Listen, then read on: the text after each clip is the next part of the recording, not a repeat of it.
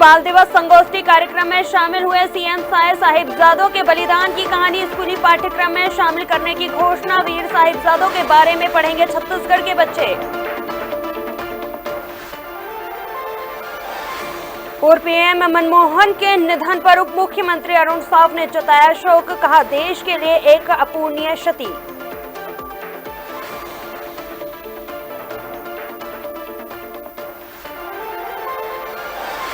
मनेन्द्रगढ़ में ओबीसी महासभा ने की प्रेस वार्ता। ओबीसी आरक्षण का विरोध किया गया। मांग पूरी नहीं होने पर ओबीसी महासभा ने दी आंदोलन की चेतावनी।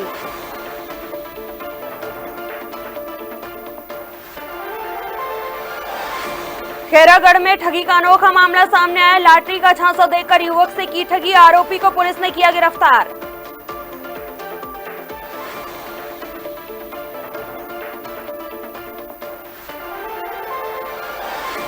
छत्तीसगढ़ में बदला मौसम का मिजाज। गरज चमक के साथ बारिश की संभावना। बिलासपुर में पारा चढ़ने से ठंड हुई कम। अधिकतम तापमान 19 डिग्री के पार।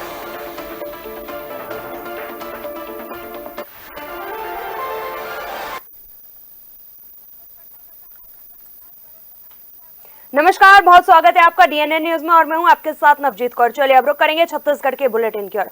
मुख्यमंत्री विष्णुदेव साय राजधानी रायपुर के मेडिकल कॉलेज के सभागृह में आयोजित वीर बाल दिवस संगोष्ठी कार्यक्रम में शामिल हुए। इस दौरान मुख्यमंत्री विष्णुदेव साय ने कहा कि श्री गुरु गोविंद सिंह जी के साहिबजादों के बलिदान की कहानी स्कूली पाठ्यक्रम में शामिल करने की घोषणा करता हूँ। प्रदेश भर के स्कूल में अब वीर बालकों की गाथा पढ़ाई जाएगी।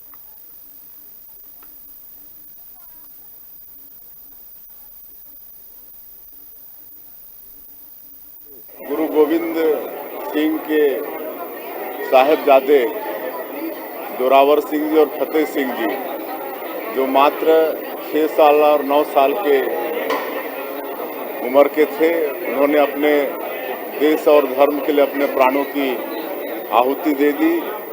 और हम आज के इस अवसर में उनके शहादत को नमन करते हैं और इस देश के यशस्वी प्रधानमंत्री श्री नरेंद्र मोदी जी का बहुत धन्यवाद करते हैं कि उनके इस शहादत को आने वाली पीढ़ी हमेशा याद करते रहे। इसके लिए 26 नवंबर को वीर बाल दिवस की घोषणा की और आज वीर बाल दिवस मनाने के लिए यहाँ पर हम लोग एकत्र हुए थे और एक संगोष्ठी का यहाँ पर आयोजन था, जिसमें आदरणीय प्रेम शंकर सिदार जी, जो क्षेत्रीय प्रचारक हैं, सहप्रचारक हैं, उनका बहुत उत्प्रेरक मार्गदर्शन उद्बोधन सुनने को हम लोग को मिला। चलिए अब बढ़ते अगली खबर की ओर। छत्तीसगढ़ के उप मुख्यमंत्री अरुण साव ने पूर्व प्रधानमंत्री मनमोहन सिंह के निधन पर कहा, यह देश के लिए एक अपूरणीय क्षति है। डॉक्टर मनमोहन सिंह एक महान अर्थशास्त्री थे। उन्होंने भारत की आर्थिक स्थिति को सुधारने में महत्वपूर्ण भूमिका निभाई। देश के पूर्व प्रधानमंत्री मनमोहन सिंह जी का निधन देश के लिए अपूरणीय क्षति है। एक लंबा अनुभव मनमोहन सिंह जी का रहा है। देश के आर्थिक सलाहकार रहे, योजना आयोग के उपाध्यक्ष रहे, रिजर्व बैंक ऑफ इंडिया के गवर्नर रहे, देश के वित्त मंत्री रहे और 10 वर्षों तक प्रधानमंत्री के रूप में उन्होंने देश की सेवा की। देश की अर्थव्यवस्था को ठीक करने में बहुत बड़ा योगदान मनमोहन सिंह जी का रहा है। देश के बहुत बड़े अर्थशास्त्री रहे हैं।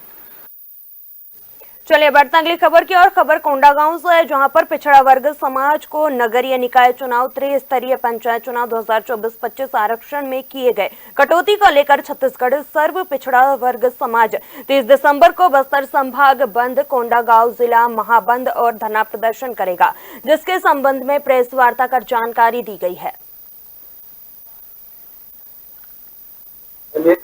देखिए, चक्का जाम गैर कानूनी है। हम कानून को हाथ में लेके कोई काम करना नहीं चाहते, परंतु हम सभी सामाजिक जन सब सुबह से कोंडागांव जिले के जिला मुख्यालय, ब्लॉक मुख्यालय सभी जगहों को बंद कराते हुए, बाजार हाट में सभी से बंद की अपील करते हुए 11 बजे नारायणपुर मोड़ के पास सभी जमा होंगे, जहां से हमें ज्ञापन सौंपना है। हमें कल जिला कलेक्टर को हम सभी जमा होंगे। हमारा उद्देश्य चक्का जाम करना नहीं है, और भीड़ के चलते अगर चक्का जाम हो जाता है तो उसके लिए हम सभी महानुभावों से माफी चाहते हैं, क्योंकि हमारी परेशानी को देखते हुए, अपनी पीड़ा को बयां करते हुए हमारे सामाजिक जन अगर आते हैं, इससे किसी भी प्रकार की अवस्था अगर होती है, उसके लिए हम अग्रिम रूप से माफी चाहते हैं।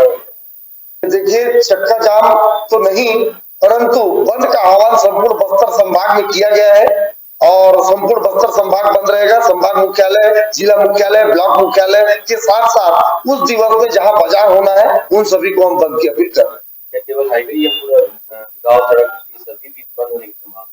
अब देखिए, पिछड़ा वर्ग समाज वृहद समाज है। आबादी के हिसाब से देखें तो बस्तर में दूसरे नंबर पे पिछड़ा वर्ग की आबादी है।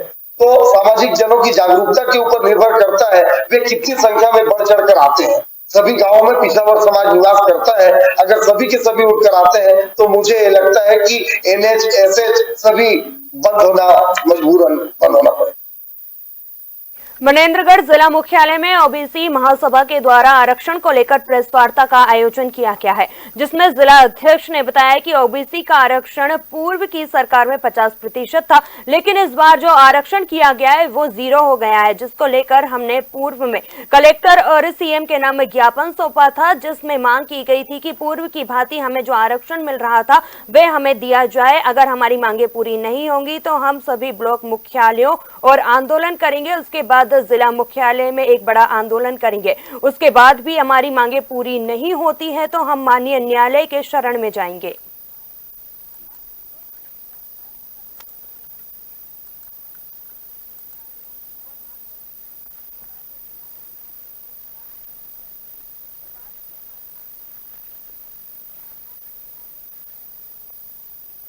चलिए बढ़ते अगली खबर की ओर। मनेंद्रगढ़ जिले के जनकपुर इलाके में रामपथ वन गमन मार्ग हरचोका में रेत माफियाओं के राज चल रहे हैं। जिस नदी को पार कर भगवान राम छत्तीसगढ़ में प्रवेश किए थे, वनवास काल में उस नदी में रेत माफिया पोकलेन मशीन लगाकर नदी का सीना छल्ली करते हुए उत्खनन कर रहे हैं। हिम अवैध रेत परिवहन का ग्रामीण वीडियो बना रहे हैं तो उनके मोबाइल को छीनने का प्रयास भी किया जा रहा है। वायरल वीडियो में महिलाओं और ग्रामीणों के साथ रेत माफियाओं की गुंडागर्दी साफ तौर पर देखी जा सकती है।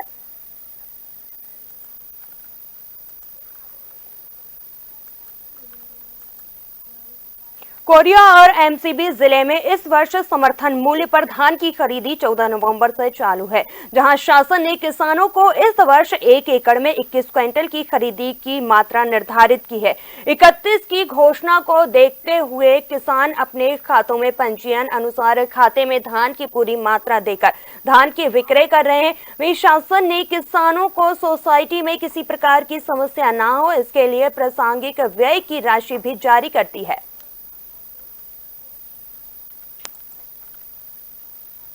यहाँ बहुत समस्या होता है। समस्या यह है कि यहाँ पल्लेदार नहीं मिलता, अपने घर से लाओ, सब चीज लगाओ, सब करो, तब कहीं जाकर होता है। और यहाँ पानी पीने की व्यवस्था, कुछ बैठने उठने कोई व्यवस्था है, वही बोलते हैं तब ना तो लेकर आए हैं। अब क्या करें। मैं तो अभी आज इस वर्ष में अभी पहला बार आया हूँ, नहीं लाया हूँ अभी।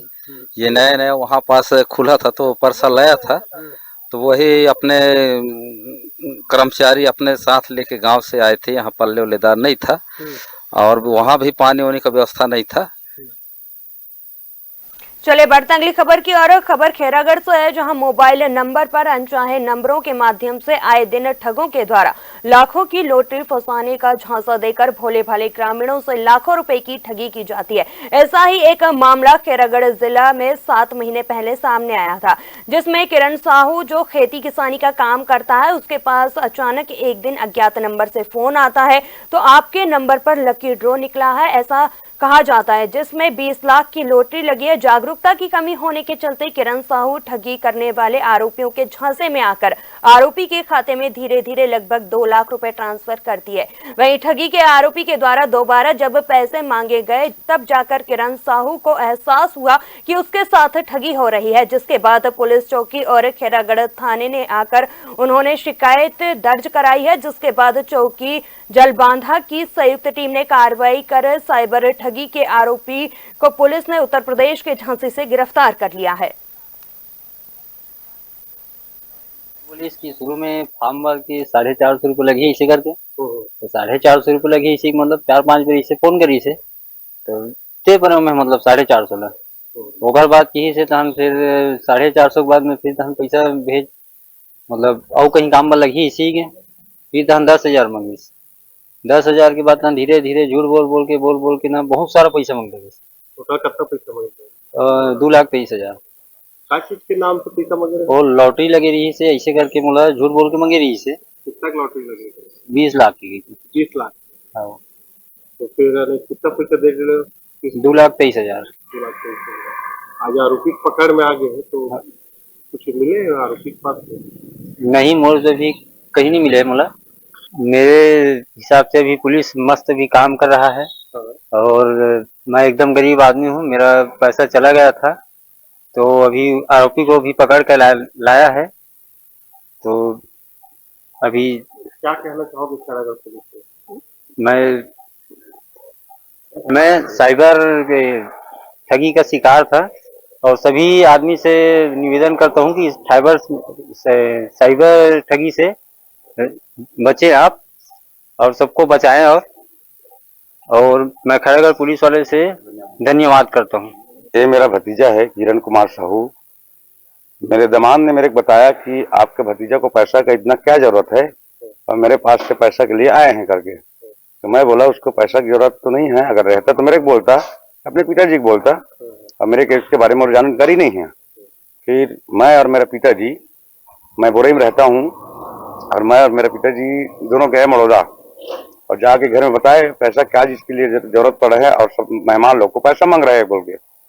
तो उसके बाद बताया कि मेरे कोई लॉटरी लगे करके मेरे को कोई ठगी कर रहा है, इसके लिए पैसा मैं जबरदस्ती डाल दिया हूँ। तो हम लोग उसको चिल्लाए भी और ज्यादा बोले कुछ नहीं, आजकल जवान लड़का है, ज्यादा कुछ बोले तो कुछ उल्टा सीधा कर लेगा करके हम लोग ज्यादा बोले नहीं। फिर उसके बाद तुरंत थाना में आके रिपोर्ट लिखवाएं कि हमारा ऐसा ऐसा ठगी हो गया है साहब करके। खैरागढ़ थाना आए थे और वो थाना जालबांधा भी गए थे, दोनों जगह बताए। उसके बाद में बोले कि एसपी साहब को भी आवेदन दे देना बोले, फिर वहां भी आवेदन दिए थे, जिससे खैरागढ़ थाना के द्वारा झांसी जाकर आरोपी को पकड़ के लाया है। मैं यहाँ के जितने भी पुलिस हैं सभी को मैं धन्यवाद दूंगा। टीआई साहब को बहुत बहुत धन्यवाद जो इतना मेहनत करके और साइबर ठगी को पकड़ के लाए हैं झांसी से।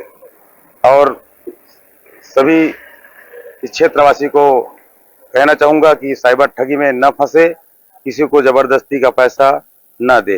दिनांक 31/5/2024 को प्रार्थी किरण कुमार साहू निवासी ग्राम बड़ौदा चौकी जालबंदा थाना खैरागढ़ के द्वारा रिपोर्ट दर्ज कराया गया कि उसका आइडिया जियो वोडाफोन में 10 लाख रुपए की लॉटरी लगी है और लॉटरी लगाने के नाम पर उससे अज्ञात मोबाइल धारक के द्वारा प्रोसेस शुल्क के नाम पर 1,96,700 रुपए की ठगी की गई है। रिपोर्ट पर थाना खैरागढ़ में अपराध क्रमांक 275/2024 धारा 420 66D IT एक्ट के अंतर्गत अपराध पंजीबद्ध कर विवेचना में लिया गया था। तकनीकी विश्लेषण और मुखबिर की सूचना एवं अब तक के विवेचना क्रम पर जानकारी प्राप्त हुई कि संबंधित मोबाइल धारक जिसके द्वारा ठगी की गई है उसकी झांसी में होने की संभावना है। इस पर आदरणीय पुलिस अधीक्षक त्रिलोक बंसल सर के निर्देशन में थाने और साइबर सेल की संयुक्त टीम तैयार की गई और टीम के द्वारा संबंधित मोबाइल धारक का पतासाजी करते हुए झांसी पहुंचे और झांसी के पास संबंधित मोबाइल धारक को अपराध कारित करने के संदेह पर हिरासत में लेकर थाना यहाँ खैरागढ़ थाना लाया गया। यहाँ पूछताछ पर आरोपी के द्वारा अपराध स्वीकार किया गया है और संबंधित मोबाइल जब्त किया गया है। प्रकरण में आरोपी के विरुद्ध धारा 420, 419, 468, 471, 201 भादवी 66D IT एक्ट के अंतर्गत रिमांड पर माननीय न्यायालय प्रस्तुत किया। नारायणपुर नगर पालिका के चुनाव के लिए हुए आरक्षण में पिछड़ा वर्ग समाज को आरक्षण कम मिलने से समाज के लोगों में नाराजगी है, जिसको लेकर पिछड़ा वर्ग समाज के द्वारा जिला कलेक्टर को महामहिम राष्ट्रपति, प्रधानमंत्री, गृह मंत्री और मुख्यमंत्री के नाम ज्ञापन सौंपकर त्रिस्तरीय पंचायत चुनावों में नगरीय निकायों में होने वाले चुनाव में पिछड़ा वर्ग समाज को भी महत्व दिए जाने को लेकर ज्ञापन सौंपा है। ज्ञापन में कहा गया है कि बस्तर इलाके में पिछड़ा वर्ग समाज का एक बड़ा वर्ग निवास करता है। चुनाव को लेकर जो आरक्षण का रोस्टर तैयार किया गया है उसमें पिछड़ा वर्ग को महत्व नहीं दिया गया, इससे समाज आहत है। वहीं पिछड़ा वर्ग समाज के लोगों ने कहा है कि जो पहले आरक्षण दिया गया था वही दिया जाए। या क्या किस चीज को लेके आप लोगों ने ज्ञापन सौंपा है? आज सर्व पिछड़ा वर्ग समाज यहाँ पे आरक्षण को लेके ज्ञापन सौंपा है। हमको पंचायत में और नगरीय निकाय में जो हमको आरक्षण दिए हैं वो बहुत शून्य के बराबर है हमारे बस्तर संभाग में। इसीलिए हमने आरक्षण का मांग किए हैं। अगर यह आरक्षण का मांग नहीं होता है तो हम 30 तारीख को महाचक्का बंद बस्तर संभाग को करेंगे। आज छत्तीसगढ़ सर्व पिछड़ा वर्ग समाज नगरीय निकायों में जिस प्रकार से पिछड़ा वर्ग को एक उचित प्रतिनिधित्व आरक्षण रोस्टर के माध्यम से मिलना चाहिए था, वो प्राप्त नहीं होने के कारण में अपने आप को ठगा हुआ महसूस कर रहा है सर्व पिछड़ा वर्ग समाज। हम इसी का एक विरोध कर रहे हैं और सरकार से मांग करते हैं कि हमारे तरफ ध्यान दिया जाए। आरक्षण रोस्टर का जिस भी प्रकार से निर्माण किया गया है वो हमारे हितों के सर्वथा खिलाफ है और एक बहुत बड़ी जनसंख्या बस्तर अंचल में भी पिछड़े वर्ग की है, इसलिए उचित प्रतिनिधित्व मिलना चाहिए, पिछड़े वर्ग की होनी चाहिए, चाहे वह पंचायत चुनाव हो चाहे वह नगरीय निकाय का चुनाव हो। हम इसी मांग के संदर्भ में हम महामहिम राष्ट्रपति, प्रधानमंत्री, गृह मंत्री, मुख्यमंत्री आदि इन सभी लोगों को हम अपनी ओर से अपने मांगों के संदर्भ में ज्ञापन सौंपने के लिए यहाँ पे आए हुए हैं। चलिए बढ़ते अगली खबर की ओर। छत्तीसगढ़ के दंतेवाड़ा जिले में 8 लाख रुपए का इनामी माओवादी ने सरेंडर कर दिया है। सरेंडर किए नक्सली का नाम सुध्रू कश्यप है, जो पिछले कई सालों से नक्सल संगठन के साथ जुड़कर काम कर रहा था। एनकाउंटर के भय से इसने हथियार डाल दिए हैं। वहीं पूछताछ में इससे कई खुलासे होने की संभावना भी है। दरअसल सरेंडर नक्सली सुध्रू नक्सलियों की कंपनी नंबर 6 में था। वहीं किसी तरह वह नक्सल संगठन से भागकर दंतेवाड़ा जिला मुख्यालय आ गया। यहां पुलिस के सामने उसने अपने हथियार डाल दिए। सरेंडर नक्सली ने कहा कि उसे एनकाउंटर में मरना नहीं था, मुख्य धारा से जुड़कर काम करना था, इसलिए उसने हथियार डाल दिए। जिला दक्षिण बस्तर दंतेवाड़ा में Bastar range IG Shri Sundarraj sir, DIG Dantewada range Kamlochan Kashyap sir, DIG CRPF Dantewada range Shri Rakesh Kumar sir, police अधीक्षक श्री गौरव राय सर के मार्गदर्शन में चलाए जा रहे लोन वराटू अर्थात घर वापस आइए अभियान एवं छत्तीसगढ़ शासन की नक्सल पुनर्वास नीति के व्यापक प्रचार प्रसार के फलस्वरूप आज दिनांक 25 दिसंबर 2024 को पूरी बस्तर डिवीजन में कार्यरत सुध्रू कश्यप, जो कि कंपनी नंबर 6 का सदस्य के रूप में कार्यरत था, ने आत्मसमर्पण किया है। बता दें कि उक्त माओवादी सीवाईपीसी कमांडर नंदू के साथ में कार्यरत था, जो कि हाल ही के थुलथुली मुठभेड़ में मारा गया। उक्त आत्मसमर्पित माओवादी पद पर छत्तीसगढ़ शासन द्वारा 8 लाख का इनाम घोषित है। इस माओवादी के समर्पण के पश्चात लोन वराटू अभियान के तहत अब तक कुल 208 इनामी माओवादियों सहित 888 माओवादियों ने आत्मसमर्पण किया है। उक्त आत्मसमर्पित माओवादी को छत्तीसगढ़ शासन की पुनर्वास नीति के तहत 25,000 रुपए तथा तमाम योजनाओं का लाभ भी उसे प्रदान किया जाएगा। इस माओवादी के समर्पण में डीआरजी तथा बस्तर फाइटर दंतेवाड़ा का विशेष योगदान रहा है। इसी मंच के माध्यम से दंतेवाड़ा पुलिस बाकी सभी भटके हुए माओवादियों से अपील करती है कि वे हिंसा का रास्ता त्याग कर आत्मसमर्पण करें और समाज की मुख्य धारा से जुड़े। बढ़ते अगली खबर की ओर। एमसीबी जिले के नागपुर सामुदायिक स्वास्थ्य केंद्र, जहां सेटअप और एम्बुलेंस नहीं होने से इस क्षेत्र के ग्रामीणों को स्वास्थ्य सुविधाओं का लाभ समय पर नहीं मिल पा रहा है। यह क्षेत्र नेशनल हाईवे 43 से लगा हुआ है। इस इलाके में 14 ग्राम पंचायत और 23 गांव आते हैं, जहां इस क्षेत्र की आबादी लगभग 15,000 है। लेकिन नागपुर के सामुदायिक स्वास्थ्य केंद्र में सेटअप और एम्बुलेंस न होने से आए दिन समस्या बनी रहती है। वहीं कोरोना काल के दौरान नागपुर की एम्बुलेंस को वापस जिला चिकित्सालय बैकुंठपुर में बुला लिया गया था, जिसके बाद से वापस नहीं आई है। इस क्षेत्र में नेशनल हाईवे 43 होने के कारण आए दिन सड़क दुर्घटनाएं होती रहती हैं।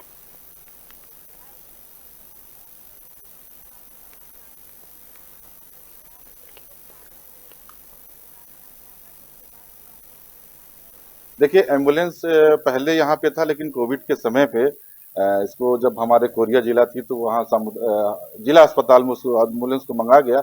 हमने कई बार मांग की कि हमारे एम्बुलेंस को, नागपुर एम्बुलेंस को वापस किया जाए, लेकिन हमेशा से हमें नकारात्मक जवाब दिया गया। और आज एम्बुलेंस की कमी की वजह से महीना भर में कम से कम 10 ऐसे मौत हो जा रहे हैं जो एम्बुलेंस के न होने की वजह से हो रहा है।